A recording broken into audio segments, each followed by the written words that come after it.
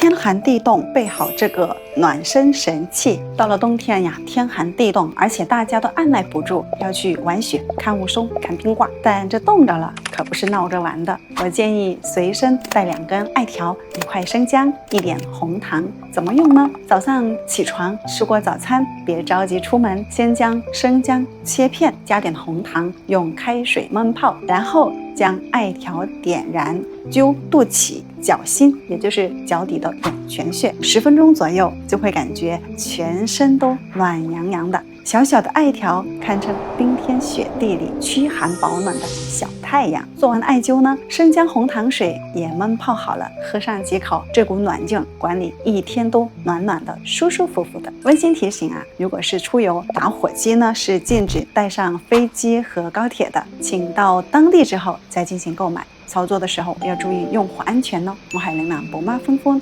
關注我，輕鬆養生，陪你將生活過好。